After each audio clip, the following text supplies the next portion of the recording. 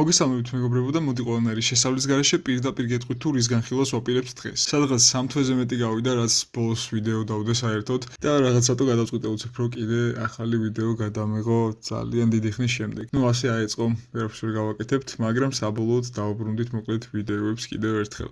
და რა თქმა უნდა დღესაც გვექნება ჩვეულებრივად solo leveling-ი, როგორც შეგპირდით რომ ვიდეოები გამოვა solo leveling-ის მანგაზე მეთქი, ჩვეულებრივად ვაგზავნებთ solo leveling-ს. ეს იქნება part 1, ოფიციალურად ასე რომ ვთქვათ, წინაზე ვიღე აი ძველი ნაწილის მანგის განხილვა, რაც უკვე ანიმეში ნანახი გვაქვს. და ახლა პირდაპირ იქიდან გავაგზავნებ, სადაც ანიმე შეწყდა.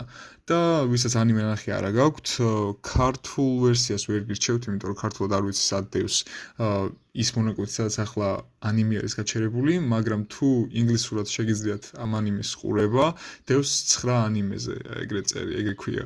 და მან შეგიძლიათ შეხვიდეთ, ნახოთ solo leveling-ი და როდესაც მორჩებით solo leveling-ის მეორე სეზონს, შემდეგ დავუბრუნდით ამ ვიდეოს და მაგ მეორე სეზონის გაგრძელებას, როგორც მანგა, ანუ როგორც ნახატები, ეგრე მე უკვე გავაგრძელებ და მოდი ბევრი რომ არ ვილაპარაკო, დავიწყებ ვიდეოს. ესე იგი, solo leveling-ის მეორე სეზონი დასრულდა იმ მომენტში, როდესაც მთავარი პერსონაჟი Sang Jin-woo, ძალიან მაგარი სახელებია ვიცი, მაგრამ თქვენ მე ნახეთ, ებრძოლება დიდ ჭიანჭველებს. ეს ჭიანჭველები არიან საკმაოდ ძლიერები და პრაქტიკულად რაღაც ეს დონის გმირები მოკლეს კიდეც, მაგრამ რა თქმა უნდა ჩვენი პერსონაჟი რაღაც One Punch Man-ივით ყველაზე ძლიერი ტიპი არის, ანუ ერთი დარტყმით რომ ყველას კლავს და მეორე მხარეს იყო ერთ-ერთი ყველაზე ძლიერი ჭიანჭველა, როგორც Hunter x Hunter-იდან, დედოფალმა ყველაზე ძლიერი შექმნა ბოლოს, ანუ ასე რომ ვთქვათ, ძალები რომ მოიკრიფა და ასეთი One Punch Man-ი და Hunter x Hunter-იდან ასევე ყველაზე ძლიერი ჭიანჭველა ერთმანეთს ებრძოლებიან რა რაღაც მომენტში და რა თქმა უნდა ჩვენი პერსონაჟი არის მთავარი პერსონაჟი ვერავინ ვერ მოკლავს, რა თქმა უნდა plot armor-ი ქვია მაგას, რომ ანუ სიუჟეტი ასე მოითხოვს, რომ მთავარი პერსონაჟი ყოველთვის უფრო ძლიერი იყოს სხვებთან შედარებით და რა თქმა უნდა ამ ჭიანჭველას მოკლავს, ძალიან ბევრ ესკმირს გადაარჩენს და საბოლოოდ და ასე რომ ვთქვათ თავის მკვდარ ჯარში ჩასვამს რა, როგორც ერთ-ერთ თავის ყველაზე ძლიერ მებრძოლად. და ამის შემდეგ უკვე რაც ვითარდება გეტყვით რა. მოკლედ გადავდივართ რაღაც სიუჟეტში, სადაც ვხედავთ ვიღაც გმირს, ამას ძალიან დიდი მნიშვნელობა არ აქვს და ეს გმირი ძახის შენ ვინ ხარო რა, რაღაცას ქვემოდან უყურებს შეშინებული. და უცებ ხედავთ რაღაც სილუეტს, ლურჯებში, შავებში ჩაცმულ ტიპს და ზემოდან უყურებს მოკლედ ამ გმირს და იძახის რომ რა კარგად იმალებიან ეს შუქებიო, ანუ რაღაც შუქის სვეტებიო ასე უწოდებს მათ. ეს შუქის სვეტები ვინები არიან ზუსტად არ ვიცით, მაგრამ მალე ყველაფერს გავიგებთ მოკლედ ჯერ მოდი არ დავსპოილერდეთ და ამის შემდეგ უცებ იხსნება ძალიან დიდი პორტალი და აქედან გამოდის კიდევ ერთი ასეთი სილუეტი. მოკლედ როგორც ხედავთ, აქ საკმაოდ ორი ძლიერი პერსონაჟი არის ერთად და ეს პერსონაჟები არიან მონარქები. მონარქებზე ვიდეო ჩანაწერი მაქვს, თუ დაინტერესდებით ვინ არიან ეს პერსონაჟები, რა ძალები აქვთ და გინდათ რომ მაინც რაღაც სპოილერები გაიგოთ წინასწარ, თუ რა ხდება ამ მომენტში, შეგიძლიათ ეს მონარქის ვიდეოები ნახოთ და ყველაფერი იქ არის დეტალურად ახსნილი. და მოკლედ საუბარს იწყებს ეს ორი მონარქი, ერთი არის ყინულის მონარქი, მეორე არის ტელეპორტაციის მონარქი. რა თქმა უნდა, ვინც ტელეპორტიდან გამოვიდა, ტელეპორტაციის მონარქი იქნება, ხო, მოკლედ. ყველაფერი გასაგებია. და ესე იგი ტელეპორტაციის მონარქს, ყინულის მონარქი ეკითხება, თუ მოაგვარეს საქმე იმ პატარა ქვეყანაში ჩვენიდან დასავლეთით რომ არისო და ტელეპორტაციის მონარქი ეუბნება, ჯერჯერობით არაფერი არ გამიკეთებია, მაგრამ იქ ჩვენი არქიტექტორი არის და არქიტექტორი ყველაფერს მიხედავსო. ვინ არის არქიტექტორი, რას აკეთებს, ამას არაფერს არ გვეუბნებიან, მაგრამ ყველაფერს მომავალში გავიგებთ. გარდა ამისა, კიდევ ერთი მნიშვნელოვანი რაღაც უნდა დავამატო, ეუბნება ტელეპორტაციის მონარქი, იქ არის ერთ-ერთი ყველაზე უძლიერესი სინათლის სვეტიო. და ამის შემდეგ უცებ ჩერდება ყინულის მონარქი და ფიქრობს. კი მართალია შენ ამის სათქმელად ჩემთან მოხვედი, მაგრამ ამ ლოკაციაზე რომ ვართ, აშკარად ვიღაცის მოწყობილი არისო. აი უცებ არსაიდან იძახის ამას ყინულის მონარქი და მართლაც სიბნელიდან გამოდის Sang Jin-woos, ანუ მთავარი პერსონაჟის მამა. მაგრამ ჩვენი მონარქები იტყვიან, რომ ამ პიროვნებისთვის დრო ახლა ნამდვილად არ აგვაქვს, ამიტომ ორივე ტელეპორტში შევლენ. მაგრამ უცებ ეს Sang Jin-woos მამა, მისკენ ასე რომ ვთქვათ, სწრაფად გაირბენს, დადაშავს, ჩვენებურად რომ ვთქვათ. და ყინულის მონარქს თავს უნდა დაესხას, მაგრამ რა თქმა უნდა მონარქი არის ყინულის და თავს დაიცავს უზარმაზარი ყინულის ბლოკით მარტივად რომ ვთქვათ რა.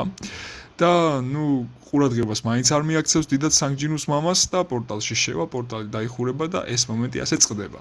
ამის შემდეგ ვხედავთ, რომ სანგჯინუს ტელეფონზე ურეკავენ და ეუბნებიან, რომ აი ყველაზე ძლიერი რაღაც ეს რანკის პორტალი გაიხსნა, შენი დახმარება გჭირდება, ეს პორტალი უნდა დაიხუროს, შენ უნდა შეხვიდე და ასე შემდეგ რა. რა თქმა უნდა, სანგჯინუ არის გავითვალისწინოთ ისეც, რომ ანიმეში 100 ლეველს მიაღწია, ანუ უკვე 100 ლეველი არის, ეგ უკვე სერიოზული თემაა.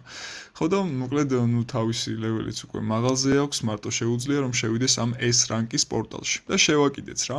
იქ ერთი ბრძოლა ატყდება თავის მკვდრების არმიას გამოუშვებს, იქიდან მეორე არმია დახვდება, აი აქ რაღაც მანგის პანელებს ჩაუყრი, უბრალოდ მახას პანელებს ჩაუყრი და ერთი ამბავია მოკლედ რა, ასე რომ თქვა, ბრძოლა გაიმართება დიდი და რაღაც პერიოდის შემდეგ, რა თქმა უნდა, სანგჯინუ ნელ-ნელა იგებს და იგებს უფრო. და სანამ ვიტყვი რა მოხდა, რომ სანგჯინუ ნელ-ნელა იგებს, ასე რომ ვთქვათ, დიდი თხოვნა მექნება რომ დაალაიქოთ ვიდეო და გამოიწეროთ არხი, რადგან ეს ძალიან დაეხმარება არხს, რომ ისევ დაუბრუნდეს იმ სიცოცხლესაც აქამდე ქონდა, მართალია ვიცი დიდი ხანი გავქრი და ვიდეოებს აღარ ვდებდი, მაგრამ კიდევ ერთხელ მჭირდება თქვენი დახმარება, რომ უბრალოდ ვიდეო დაალაიქოთ, გამოიწეროთ არხი და ისევ გამოვაცოცხლოთ ეს არხი.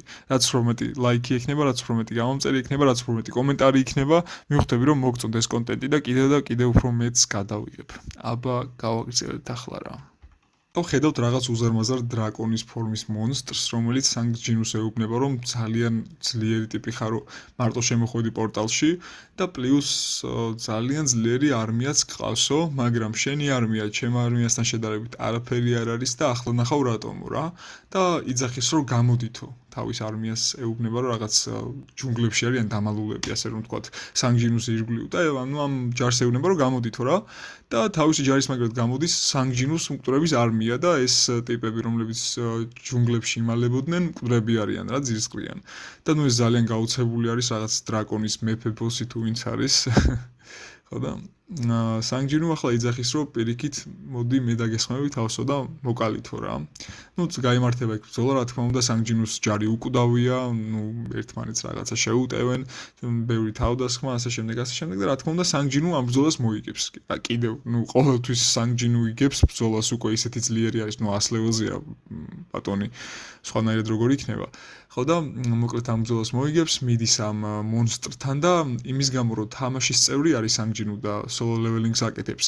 ესმის ამ მონსტრების ენა და ეკითხება რომ აი გამაგებინე რომ ხომ არიცი რაღაცა ამ ყველაფრის შესახებ, თამაშის შესახებ ხომ არიცი რამე, მაგრამ სისტემა, რომელსაც სანგჯინუ თამაშობს, ბლოკავს ამ ყველაფერს და მონსტრებს, ანუ brainwashing-ს უკეთებს, ანუ twins უთიშავს, რომ არაფერი არ თქვან ამ სისტემასთან დაკავშირებით, რაშიც სანგჯინუ არის ახლა ჩასმული.